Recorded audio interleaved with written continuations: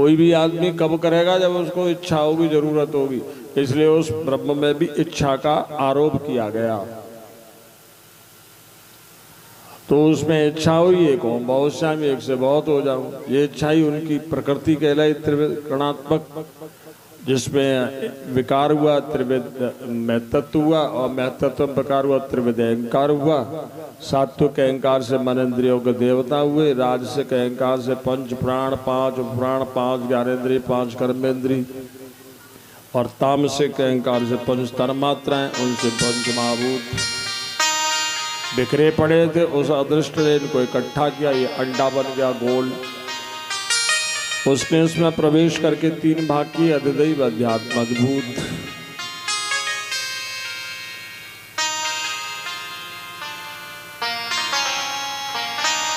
तो जैसे सूर्य अधिदैव है, आंख अध्यात्म है, रूप उसका अद्भुत है एक ही।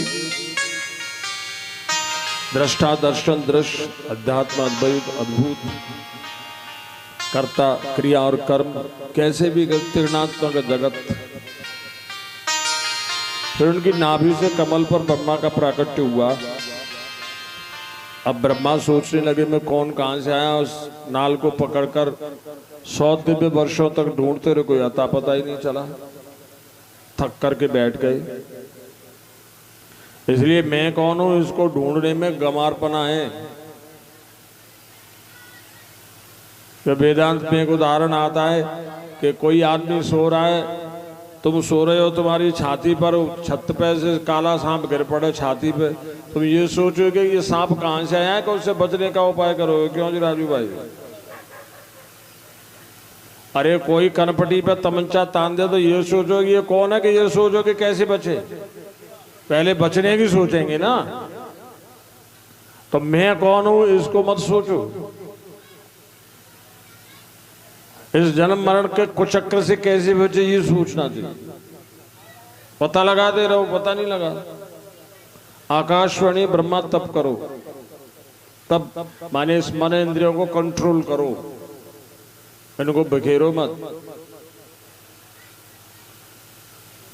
तो उन्होंने तप किया, तो भगवान ने उनके हृदय में दर्शन दिया। 4 श्लोकों में भक्ति का उपदेश किया कि ब्रह्मा न कुछ था न कुछ है न कुछ होगा, मैं ही था, मैं ही हूं, मैं ही रहूंगा। मेरे अलावा जो न होते हुए भी कुछ भाषित होता है मेरी माया है। इसका अन्वय व्यतिरेक के द्वारा आत्यंतिक बात करके मुझसे इस ब्रह्म को ही देखना चाहिए। ओम पूर्णमद पूर्णमिदं पूर्णात् पूर्णमुदच्यते पूर्णस्य पूर्णमादाय पूर्णमेवावशिष्यते। ऐसी मुझे पूर्ण ब्रह्म में पूर्ण निष्ठा रख के सृष्टि कार्य पूर्ण करो, तुम्हें मोह नहीं होगा, बंधन नहीं होगा। तो ब्रह्मा जी ने 2 तरह की सृष्टि करी। ब्रह्मा बुद्धि के देवता हैं वेदांत में। तो बुद्धि में 2 तरह के काम होते हैं, एक बांधने वाले, एक मुक्त करने वाले। बांधने वाली अविद्या राग द्वेष अस्मिता अभिनिवेश, मुक्त करने वाला निवृत्ति मार्ग संन्यास, जिसके प्रणेता 4 ऋषि पुत्र हुए, सनक सनंदन सनातन सनत कुमार। ये 4 सन्यासी हो गए। ब्रह्मा जी को क्रोध हुआ क्योंकि वो चाहते थे कि सृष्टि करें, उन्होंने सृष्टि नहीं करी। क्रोध को रोका। ये उनके भौं से नीले लाल रंग के रूप में रुद्र के रूप में प्रकट हुआ। बोलिए श्री रुद्र भगवान की। वो रो रहे थे, उनकी आंखों से रुद्राक्ष उत्पन्न हुआ। फिर उनका नाम रुद्र रखा गया। 11 नाम रखे गए, 11 स्थान दिए गए, 11 शक्तियां दी गई। सृष्टि पहला जो प्रजापति था वो रोते हुए उत्पन्न हुआ, इसलिए दुनिया में जितने भी हैं उत्पन्न होते सब रोते हुए पैदा होते, सबके सब रोते हुए आते हैं और रोते हुए जीते और रोते हुए चले जाते। उनके 11 नाम रखे, इसलिए आदमी नाम के पीछे ही रोता रहता है कि साहब इस कार्ड में मेरा नाम नहीं है, इस कार्ड में मेरा नाम लिख दिया है साहब, इस खेत में मेरा नाम नहीं है साहब, इस घर में नाम के लिए तो मर रही है दुनिया। उनके 11 नाम रख दिए। फिर रो रहे हैं। ब्रह्मा जी ने पूछा बेटा आप क्यों रो रहे हैं?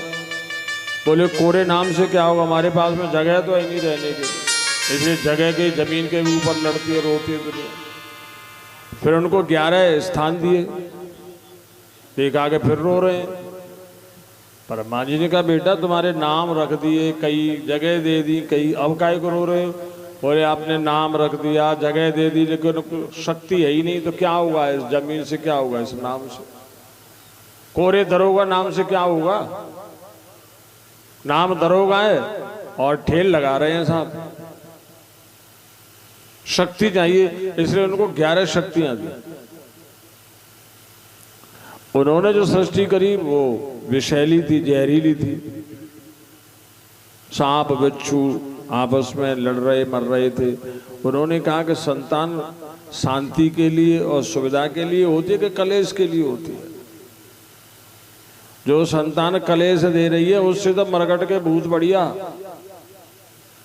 इसलिए उन्होंने कलेश करने वाली औलाद को, गृहस्थ को छोड़ दिया और शमशान घाट के भूतों में रहने लगे। इसलिए जो आदमी घर में रह करके घर में कलेश करता है उससे मरे भूत बढ़िया, क्योंकि मरा हुआ भूत हनुमान चालीसा से शांत हो जाएगा, ये जिंदा भूत हनुमान चालीसा को फाड़ देता है। वो मरी हुई भूतरी दिया सलाई जलाओ शांत हो जाएगी, और ये जिंदी भूतरी घर में आग लगाती रहती है, न जलती है न जलाती है, न मरती है न मरने देती है। जो औरत घर में कलेश करे जिंदी भूतरी, मरी भूतरी से खतरनाक है। जो आदमी होकर के घर में कलेश करे मरे भूत से खतरनाक है। घर में कलेश करने वाले को तो भगवान पैदा ही नहीं करे तो बढ़िया। सबसे बड़ा नीच आदमी होता है जो जिस घर में रहता है उसी में कलेश करता है, जो जिस घर का खाता है उसी घर की बुराई करता है, जो जिस घर की इज्जत से जी रहा है उसी घर की बदनामी करता है। सबसे नीच होता है, सुअर से भी गंदा होता है। ऐसा अगर भाई भी हो उसे छूना नहीं चाहिए, क्योंकि उसके छूने से भी गंदगी आती है। सबसे नीच है जो अपने घर की और घर वालों की बुराई करे, अपने भाई की, अपने माँ बाप की, अपने पति की, अपने पत्नी की। सबसे नीच होता है। इसलिए शंकर भगवान ने छोड़ दिया और शमशान में जाकर आत्मचिंतन करने लगे। ओम नमः शिवाय, ओम नमः शिवाय,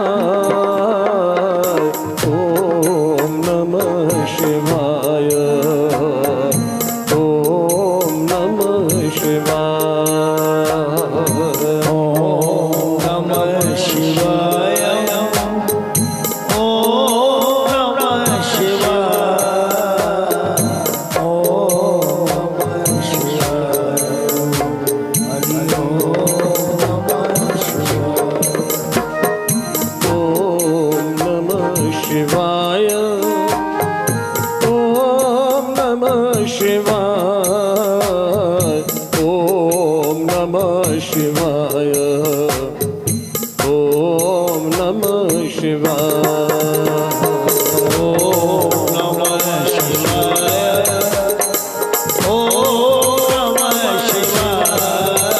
शिवाय, ओम नमः शिवाय, ओम नमः शिवाय, ओम नमः शिवाय, ओम नमः शिवाय, ओम नमः शिवाय,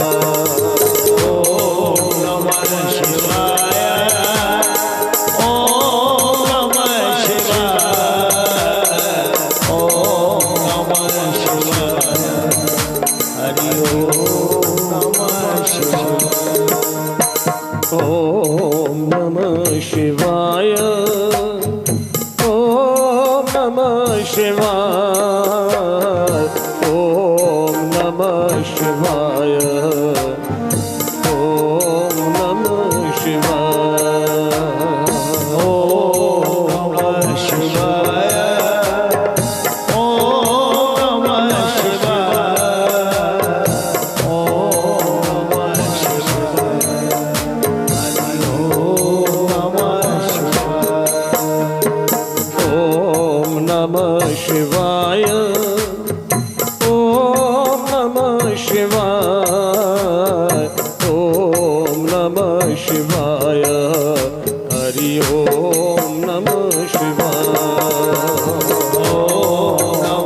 शिवाय, ओम नमः शिवाय, ओम नमः शिवाय, हरि ओम नमः शिवाय।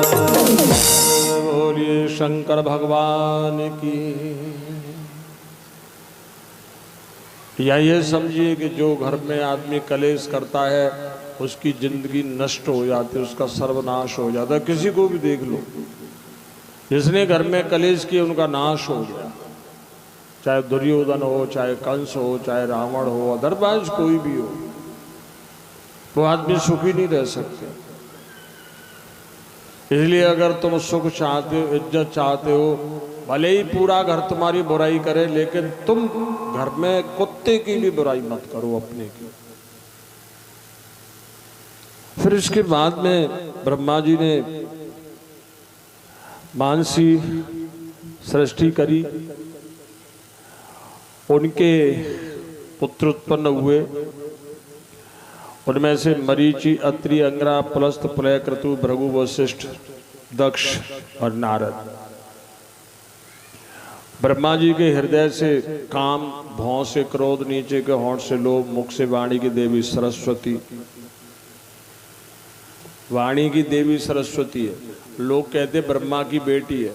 हमारे सनातन धर्म के ग्रंथों को कुत्तों ने, कंजड़ों ने, नीच लोगों ने उल्टे तरीके से दुष्प्रचारित करके दुष्बदनाम किया।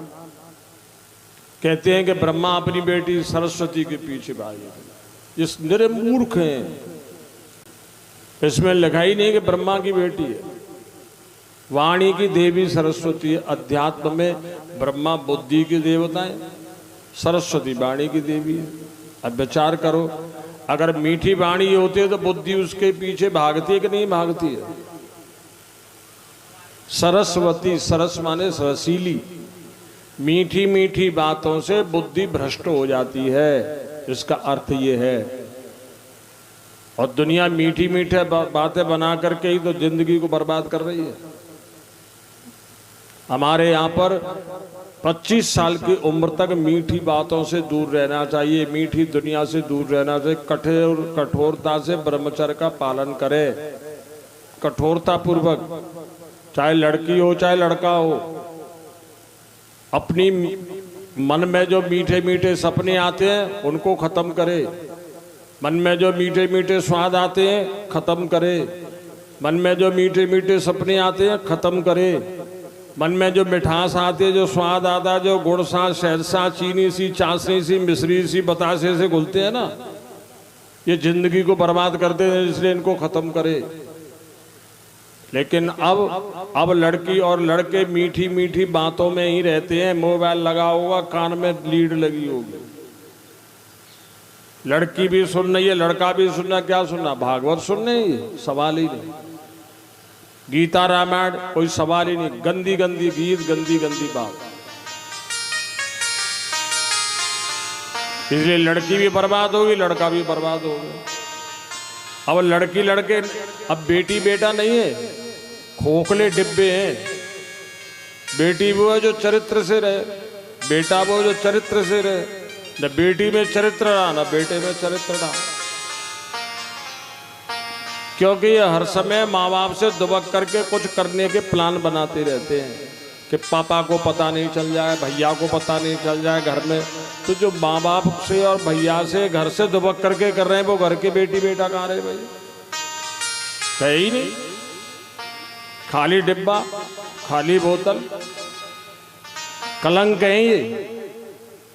बेटी वही है जिसने किसी को टच नहीं किया हो, जिसको किसी ने टच नहीं किया हो, जो दूसरों के चक्कर काट रही है, दूसरे उसके चक्कर काट रहे हैं, सालों तक वो दूसरे के साथ में रह रही है, जाने कहाँ रह रही है, जानवरों की तरह से लड़की रह रही है। घर वाले बड़े खुश हैं क्योंकि वहां से कमा कमा के आ रही है, जिसके साथ में रह रही है। सब कुछ खत्म हो गया। पहले वैश्यालय थे, वैश्यालय खत्म हो गए क्योंकि बेटी बेटा मर गए, तो वैश्या क्या करेंगे?